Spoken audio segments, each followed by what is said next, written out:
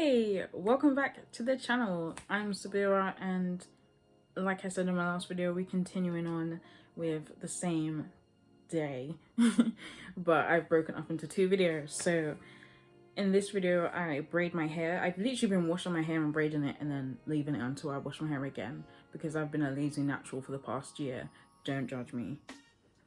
Yeah, so I was braiding my hair and I thought I would chat to you guys about a few of the things that's been on my mind and things that I've either wanted to write about before or that I wanted to speak about but wasn't sure how to. And I watched one of my old IGTV videos a couple of weeks ago and I was braiding my hair and talking about black women and feminism, was it? Or something like that? Femininity? I can't remember now. And it inspired me to kind of do that chit chat again whilst I braid my hair, because it's something that I normally do, and things that I wanted to speak about I can do now with some chit chat and whilst braiding my hair. So that's what I've done in this video. Did that even make sense? That's what I've done in this video.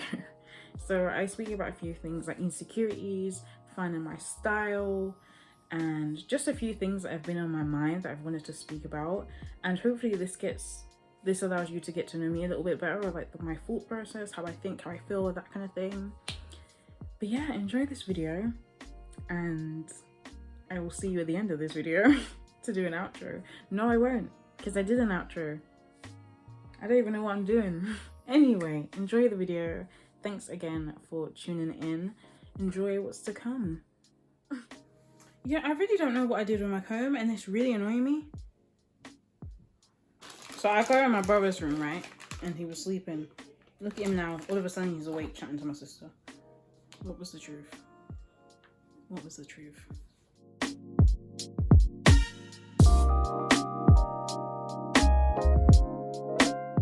I've been sitting here chatting to you guys and it wasn't even recording. So yeah, I've already started my hair. So I'm just gonna braid it, to be honest. I'm not gonna do anything fancy with it, but I'm gonna brush it because when I was shampooing and deep conditioning, I only used my fingers because I forgot to bring my brush downstairs with me.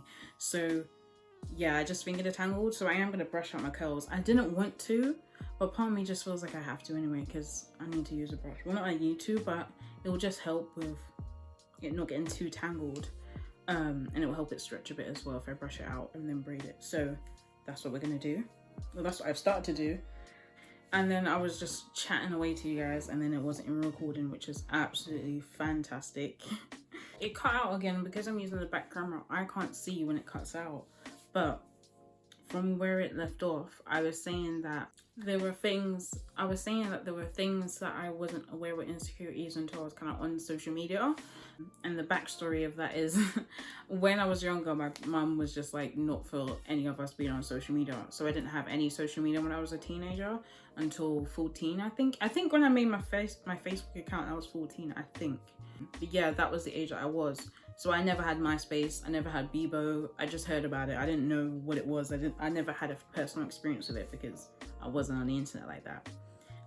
So yeah, a lot of my influences growing up were kind of from the people around me as opposed to online. I wasn't a big magazine reader either, so then again, I wasn't influenced a lot by that sort of like form of media either. So a lot of my experiences, a lot of the things that I felt, a lot of the ways that I got information was from the people around me, to be honest. And then yeah, that includes friends and just school. So it was like, yeah, that was my experience growing up. And an example of like an insecurity that I didn't realize was an insecurity until I was on social media is stretch marks. So I don't remember what age I was when I was aware of my stretch marks, but I've got stretch marks on my arms, my hips, I believe, my thighs, like the inner bit, like, do you know where your knee is, that inner bit? My thighs probably. I can't lie, I don't look at my body when I'm naked, so I was only aware of certain stretch marks like a few years ago, if I'm honest. Like I haven't been aware of them for forever because I just don't look at myself like that. I just don't. So I was aware of my stretch marks, and when I noticed the ones on my arms, I just remember asking my mum what they were. What do they mean? What is it? And again, because I didn't have influences from like magazines and online and things like that, and like obviously I watched TV, but even then my mum was quite aware of what we was watching, so I wasn't watching everything that everyone else was watching growing up and stuff. Like I felt like I watched things later on but like yeah, I didn't feel like I was in the loop essentially when I was younger. But where when I asked my mom what the stretch marks were, she just kind of explained it matter of fact kind of thing of like, it's what happens when your body changes shape. Like, if your size changes, then that's what kind of happens, or you know, it's just part of how your body operates. So from a young age, or from the age I noticed my stretch marks, which was probably my teens. I think I was probably like, I say teens, but it was probably like 11, 12-ish, I think. Maybe not even then, maybe like secondary school-ish times, I think. So my mum explaining that to me, and again, because of the limited influences that I had, that for me was it. I didn't question it.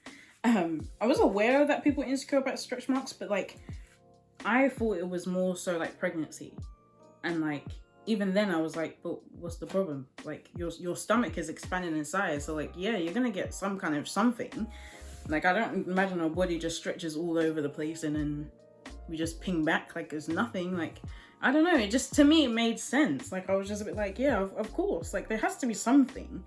Like, surely our body doesn't just morph into these different shapes and we just literally stay looking the same the whole time. So like, to me, stretch marks just made so much sense. I was like, yeah, okay.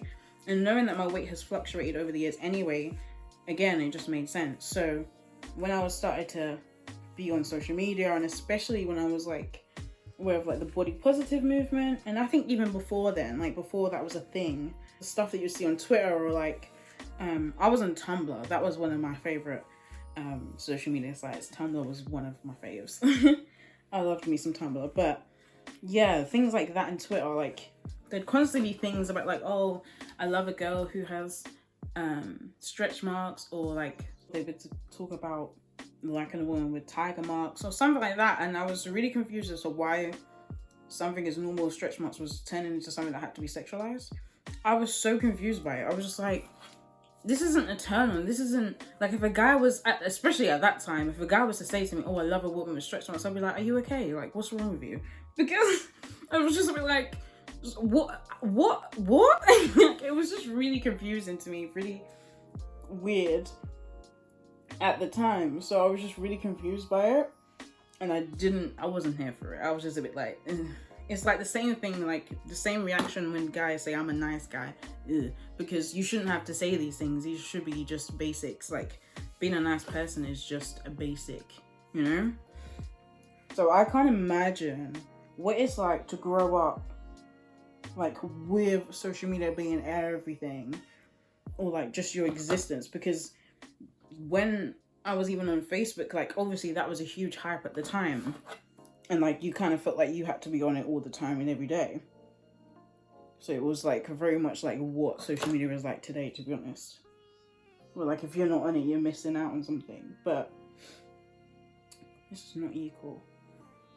I don't understand how, like, not that I don't understand, but like I feel it for the people who grew up like in the social media world, because, and I think as well for like the generation that kind of just grew up when it was starting out, we have a very much take it or leave it kind of approach, because we're just a bit like, yeah, but we knew what, well, I don't remember what we did before it, to be honest. I can't remember what I was doing before, other than obviously being out more. But I just can't really fully remember what it was like. But I know there was a time without it. So I think sometimes we do have that kind of like take it or leave it approach, whereas like the generations that grew up in it, like immersed in it, it's more so like life. It's just part of life. I'm also kind of grateful as well that I didn't have to grow up worrying about those things. Like I didn't have those worries from like magazines and like social media. Like I'm actually glad I was without that. Like, obviously at the time you do feel left out, you do feel out of the loop. Sometimes you are just a bit like, why wouldn't my mom just let me watch this? Why wouldn't I just be able to do this? But at the same time, like now, especially now I'm older, there's so many things that I'm grateful for about my upbringing that at the time I just wouldn't have understood, and that kind of being one of them. Like I can't imagine what it's like to have an insecurity when I've never seen it as one. I actually like the stretch marks that are on my arms. Like I like the way they look. I like them generally. I just feel like it gives my arms character. I don't know. And they're not very like obvious necessarily. So I guess that's another reason why I probably don't have a problem with it. I think if they looked different or there was a bit more obvious or whatever, maybe it would be a different thing. But I don't know. had any worries about it, to be honest, or it's never stopped me from doing anything. Another thing was, when I went for my smear test, I decided to write a blog post on what to expect for your first one. And I decided to like, I normally, when I write a blog post, sometimes I like to I like to add in some articles that relate to what I've said. So I had some articles on there that kind of related to either Black women or just women generally, or people who have cervix. I just like that extra resource. I just don't want to just talk about my own experience, because sometimes it feels like it's just me, and it's like, but there's other things out there, there's other ways that you can find information or different experiences, whatever. So I thought I would just put down some different articles, and one of the articles was about the fact that women put off going for the smear test because of like they're worried about that, they think that their vagina looks weird or looks different, or whatever the term is that people might use, or whatever. So that was one of the reasons why they didn't go. And I remember at the time, I didn't think much about the article, I don't think. I think I just put it in the blog post and whatever, but I read through the blog post the other day, and I remember seeing the article again on the bottom, and I was like, hold on a minute, what? Like, and I was trying to think about my experience when I went, and I was like, I don't think that was even on my mind. And it was like another thing that I was just like, oh, okay, so I guess it's like, I wouldn't necessarily say it's a privilege, but it's just one of those things that, again, I never thought about. I think maybe it was because I was able to understand that, one, this person who's doing the procedure has probably seen 1,000 vulvas and vaginas and cervixes, so, you know. So it was never something that I just thought, yeah, they've seen it before, they know what they're looking for, they know what they're doing. And like, I was just like, I would hope that they were professional enough that even if they did think anything about what it looked like down there, that they wouldn't be like, oh, what the, or like, you know, react in that kind of way anyway. So that in itself made me feel comfortable. Not even comfortable, I was just a bit like if you're not even able to go to a medical professional because they're going to react in a certain way or make a comment or something like that, they need to be out of the job ASAP, because this is your job. Like, this is what you're here to do. Like, you should have that kind of professionalism to be able to do that. And like, if they wanted to say something behind my back to some other person that I didn't know about, so be it. They don't need to know, they don't know me. So I was just like, it just never crossed my mind that I might look downstairs and be like, what's happening? So yeah, I never thought about it, because I was like, they see hundreds of these. Like, the person doing the procedure has probably done the procedure before to other people. Or even if they're a newbie, like, you would hope that they know what to expect. But yeah, it was just one of those things I never thought about. Then I was just like, I think, especially as well when it comes to like health, insecurities don't play a huge part, because I'm like, that's not an issue. That's not even important enough. Like, the important thing is the health side of things as opposed to the insecurity. And maybe because for me anyway, I've always, when it comes to things I'm insecure about or things like that, I don't talk about it. I don't pay attention. I don't speak negatively about it, because that doesn't do anything. So I just don't address it. I don't speak on it.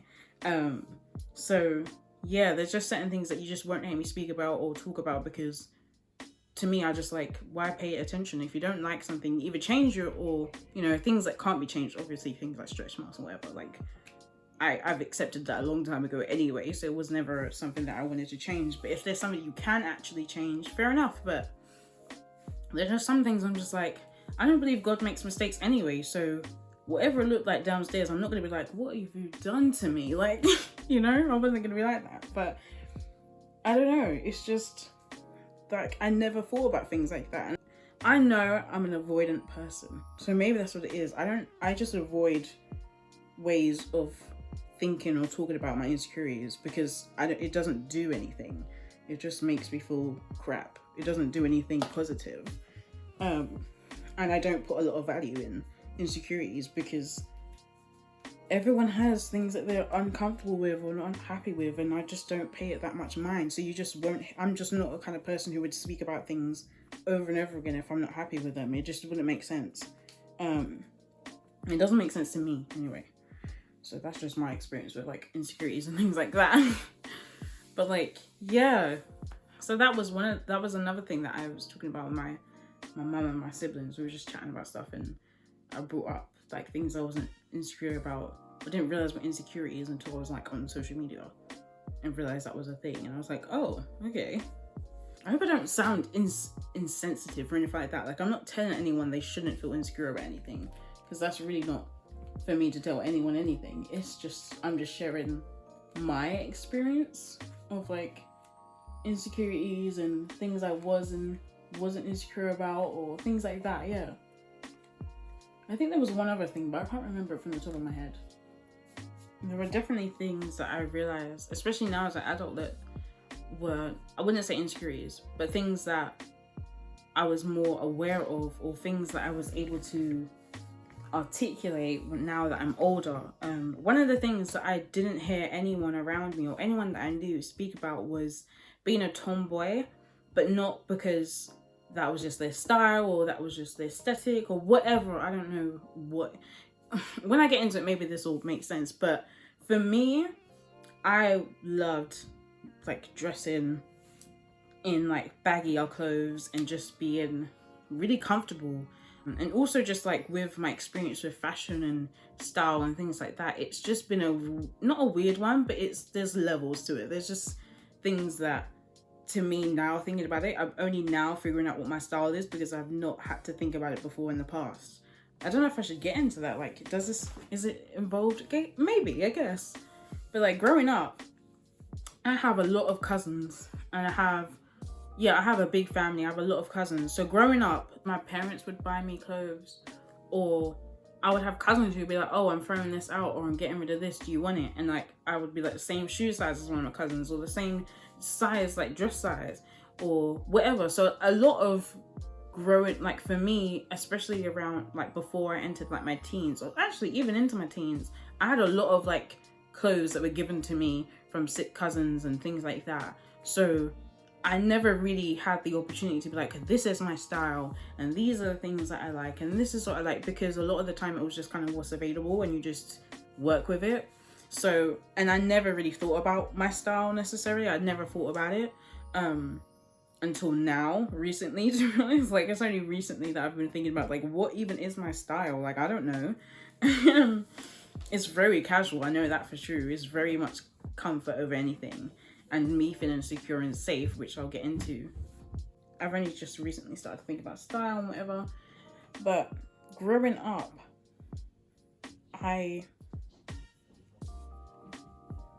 was busty, you know, I was a busty girl, and it meant that, and I've always been big in size generally, but the bust just came out of nowhere, and it was just a bit like, okay, didn't think much about it at first, and then obviously over the years go and you just grow and grow, and you're like, are these ever gonna stop growing? I remember it was a joke when with my mom, she was like, are they ever gonna stop growing? I was like, I don't know. I'm scared. I don't know when they're gonna stop. I don't know what letter in the alphabet we're gonna get to before it stops. But yeah, anyway, it did eventually stop. Actually, I need to get measured. That reminds me, because who knows what we're doing now? Who knows what we're working with? But yeah, being a busty girl meant that I was busty.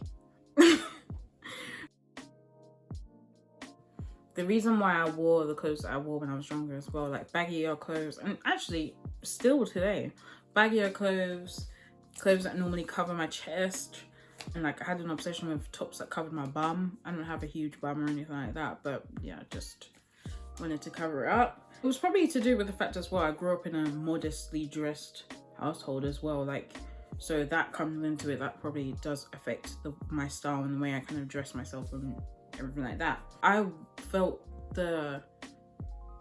like for me, it was just a terrifying thought, the idea of being sexualized, the idea of it going further from that into a physical act terrified me. So I covered myself up to avoid all of that, literally. And especially because when you grow a bust, it kind of automatically sexualizes you, and I was never in that headspace. So it just was like two conflating kind of things, like to feel like you're being objectified or sexualized in a way, and you're just a bit like, but this is just how my body is, like what? So from a young age, it just made me uncomfortable, didn't want to experience it, so I covered up. And that went on for years, as we do today. And like even today I struggle, not even struggle necessarily, but even today I still sometimes like put something on and I'm like, oh no, can't put that on, it's too tight, it's too this, it's too that. I just don't want to bring any attention to myself because it's never nice. It's always sexualized and it's always uncomfortable because it's like, I don't want to ever be seen like that. Especially when I'm just going about my business. I'm just trying to do what I'm trying to do. I ain't looking at no man, I ain't interested. So it's just frustrating, it's just annoying. Like when I want to dress up, when I want to look cute, when I want to have cleavage out or whatever, I'll do that. But everything has to be on my own terms. Like you're not gonna look at my body and sexualize me for no reason. And I'm literally just going to Audi, like pack it in. So from a young age, that was my headspace. I just wanted to cover up to avoid it. I wanted to cover up the idea of ever being taken advantage of, abused. I don't want to use any triggering words, but I'm assuming you catch my drift. I didn't want any of that experience in my life, so covering up was a way to protect myself, a way to blend into the background to not become someone's victim. So yeah, that was the kind of thought process behind the way I dressed. And even now as an adult, still like part of me is just like, but I'm not a big girl, but I'm a big girl, I'm a big woman, so you know. So part of me is still like, I'm a child, like don't look at me like that. But then the other part of me is just like, no, I'm actually a woman. There were so many things that when I was younger I didn't really know how to put that into words, but now being older and being able to put it into words, I'm like, yeah, there was just a lot of fear in that, in me, and in the way that I operated in life. It was fear-based, and it's not a nice feeling to always feel like you're really vulnerable to the point where like anything can happen, and you know, the worst of the worst, and it's a horrible feeling. Or like you're always just trying to be prepared for the worst of the worst. You're always on and ready. Like it's exhausting and it's not fun. It's really not fun. And I look back at my younger years and was like, yeah, I had fun and sometimes, but there was times where I felt like I was older than I needed to be, or that I had to be older, or I had to act a certain way or whatever. And like there were times when I'm like, I wish I could just be a child, you know, just be a child and not have to think about anything. But it's a shame. A lot of people have an experience like that where they just don't feel like they were really children because of the way that the world is, or the way that you grew up, whatever. But yeah, man. And I was thinking about it, I was like, yeah, that's what it is. I think this is gonna be a long ass vlog. Ooh. So yeah, we might just do today. Yeah, I can tell that I'm getting hungry because I'm just snacking on these sweets. So I've just warmed up the rest of my food, rest of my lunch, so that I can eat that and stop eating on these sweets, because I know later on I'm gonna be annoyed when I don't have any to snack on. So yeah, I feel like we got a bit deep. We got a bit deep. Well, I don't know. Did we? I guess. I mean, I don't feel that we got deep, but maybe it is deep. I don't know. But it's been on my mind for a long time, and I never felt like I heard anyone speak about being, or like dressing boyish or tomboyish based around the fact to avoid sexualization. It was more so like people just dress how they dress and that was it. I didn't really hear anyone share that experience, but someone recently did, and I was just like, oh my gosh, I can relate. Like I've never been able to relate. So yeah, sometimes it's not, I wouldn't say it's necessarily triggering, but it kind of is. Like when, like people haven't really made comments about the way I dress or anything like that before, but, well, a few, but yeah, I just find it really uncomfortable because it's just like, it's not easy to just relieve yourself from your worries and your fears. And for me, it's just like, they're still much bigger than just putting on an outfit or putting on this. And there's sometimes where it's fine, you know? And other times where it's difficult. But yeah, like I said, my style switches up depending on my mood, depending on what I'm doing. So sometimes I can dress how I want to dress on a day-to-day. Sometimes I might want to have a little cleavage out. Sometimes I don't. It just is what it is. And I'm okay with that. But yeah, I'm also open to the fact that with, like, in time, it will change. The more confident I get, the more self-esteem I build up, the easier it will get for me to just experiment with my style. And yeah, I've only recently been able to really understand what my style looks like or what it is. And I think mainly because it's comfort for me, I feel like that's always what I gravitate towards. Like, oh, this looks comfy, this looks good. There are other times I'm like, yeah, but what about the other sides of you. There's other sides of me besides just comfy SAABIRAH. So yeah, we'll see how that turns out. But yeah, I just thought I'd share that. I don't know if anyone can relate. I don't know if anyone understands, or if anyone feels similar, or I don't know. I didn't want to finish my hair and then come back and it's done and we don't have anything to chat about, but then I don't know what else to talk about. I just thought I'd share that because, like I said, I don't know if I did say, but I wanted to write a blog post on it, but I didn't really know how to structure it or how it would come out. My brother's playing music downstairs, so I don't know if that's what I can. And I swear my sister's on the phone as well, so even more annoying. But this is how it is in this house. There's always music playing from some day or another. I remember when a friend said that once, like back in the day. I was like, there's always music playing in your house. I was like, yeah, just standard. Like, music plays a big part in our lives. Like, there's songs, there's albums that pinpoint different moments in our lives and things like that, just based on what's going on. Especially like we're a musical family. My brother plays his instruments, my sister sings, my mum sings. She's played little instruments as well. She was in a band as well when she was younger, which is quite cute. So yeah, music's just been about in our lives. So rain, shine, Sunday morning, Saturday, Friday, Tuesday, it could be Thursday, whatever day there's music playing at some point. You know what I've been wanting to speak about or wanting to be doing a blog post on, and I saw an Instagram post about it the other day. I was like, oh, this is what I wanted to do. But it's just gonna help give me inspiration. But actually, this is relevant because this is a prep for some content creating. So I'll share with you some ideas. But I wanted to speak about what it even looks like to kind of like work on your inner child, or like even break it down, like what is your inner child, like what is that, and also like working on it, being aware of it, that kind of thing. And I feel like over the years, especially over like the past 2 years, I've kind of understood what your inner child is, kind of to some degree, and like also just kind of like working on bringing that inner child into your life today, and like just tapping into it, just being present, just being aware of it. And I think it was more obvious to me when I bought an adult coloring book and I sat down and did some coloring, and I was like, oh my gosh, I forgot how relaxing this is. Growing up, I always had a coloring book, like loads of coloring books, always had coloring books. And it was just a thing in our house to have coloring books. Like my mom would just be, it's kind of one of those things, my mom was just like, look, you don't know what to do, there's a coloring book, or there's just a coloring book there, you know, like if we was getting on the bus or something, you could have a little coloring book with you or something. And yeah, my mom was always like trying to keep us occupied and stuff like that. So I think that was one of those things that was more like a parenting thing of like, yes, do that. But it just turned into one of those things that I did all the time when I was younger, and then just never did it when I grew up. And when I sat down with an adult coloring book and was just like, oh my gosh, I forgot how therapeutic it is and how easy it is to just get lost in that, and how you just kind of go back to that childlike self of just like, oh, there's just no worries, there's just nothing to think about. All you're thinking about is coloring in a line, even as an adult. So yeah, I was just interested. But other things, like I've been really nervous to get back on roller skates. I found my roller skates. I forgot that they were in storage, and when I saw them again, I was like, I forgot I even had these. And my mom was like, what, you think you threw them away? You think I would have let you throw?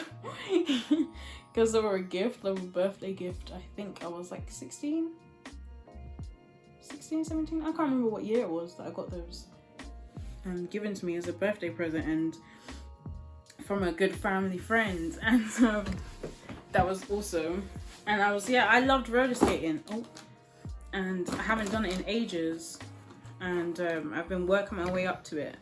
Especially now that I've been seeing so many people on roller skates recently, I'm just like, ugh, it's making me itch to get back out and do it. But I've been really anxious to do anything that I've wanted to do. But now that I'm feeling less anxious, I'm feeling more excited.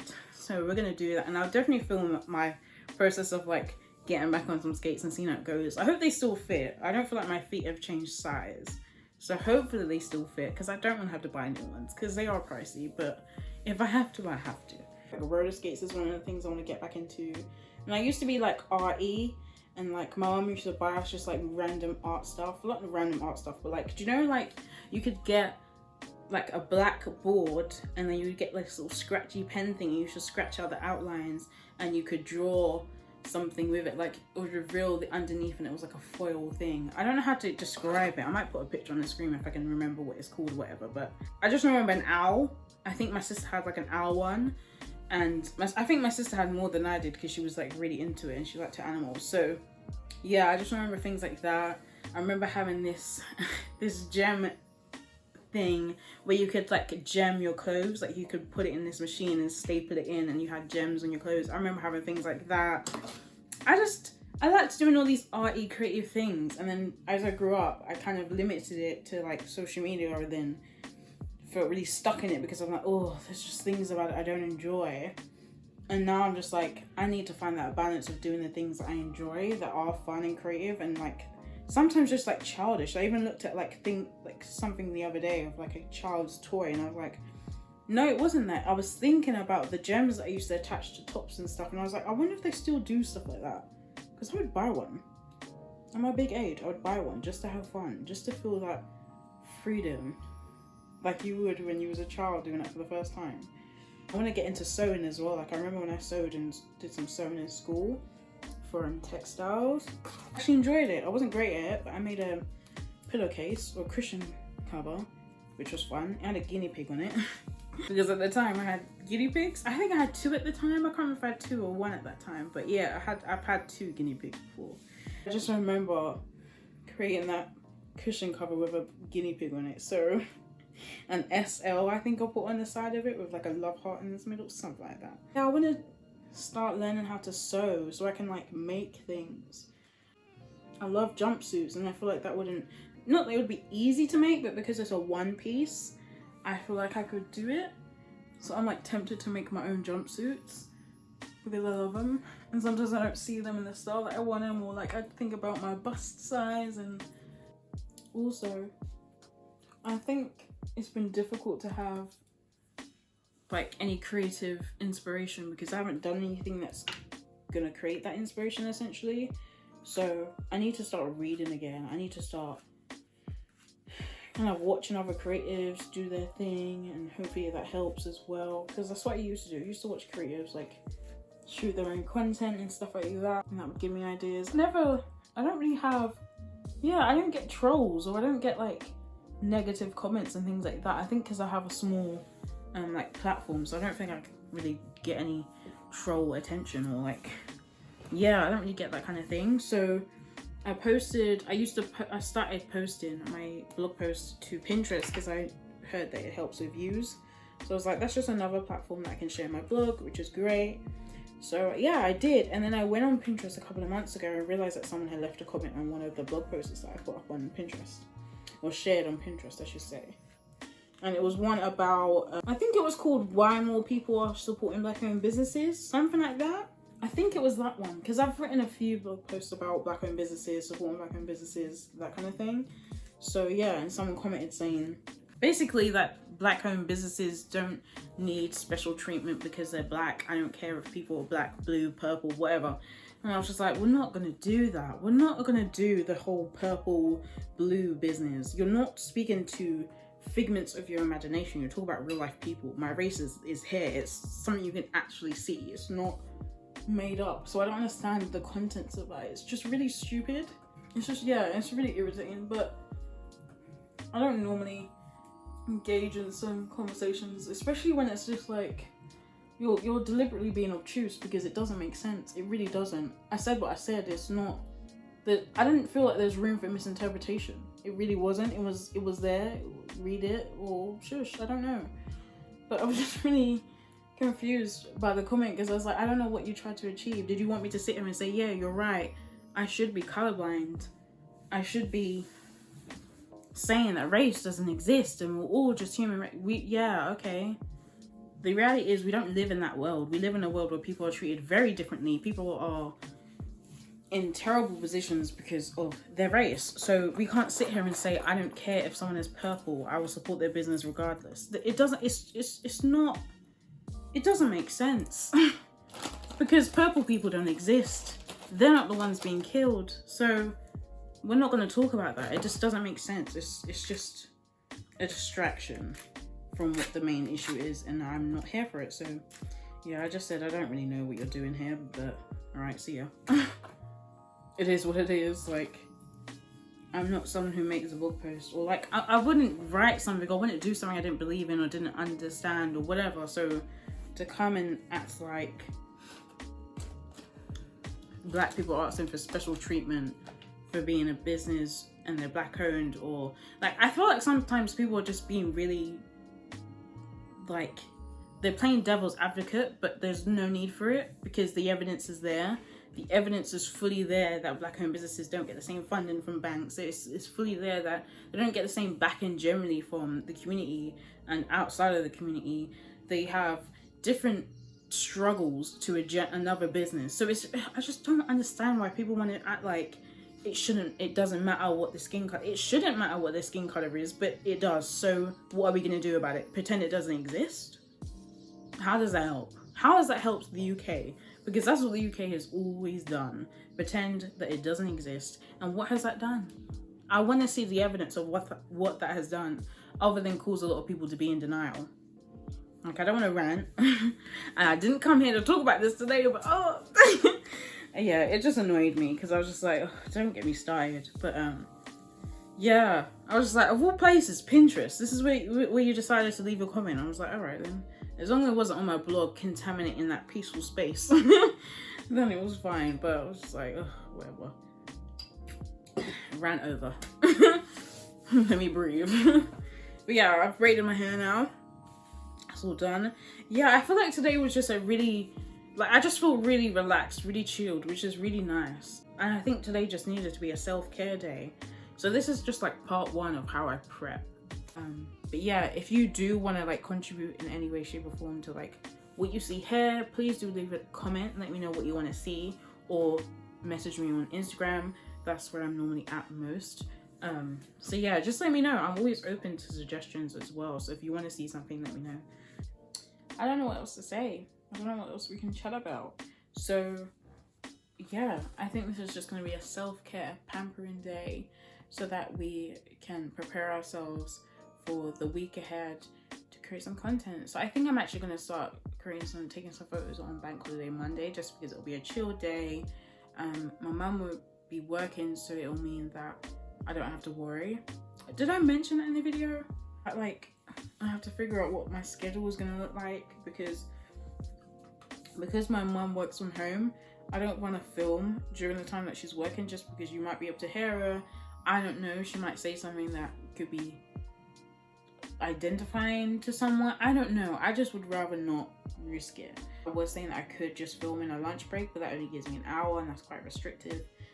But yeah, it might be good to practice some self-discipline. But yeah, I don't know what else we can chat about. It's been nice talking to you. It's been chilled. It's been cash, as the kids say. But yeah, it's been nice. It's been nice to be able to just take some time for myself, do some self-care. I just feel really chilled out. This isn't exactly what I planned today. I don't know how I necessarily planned this video to be, but I like how we started off so far.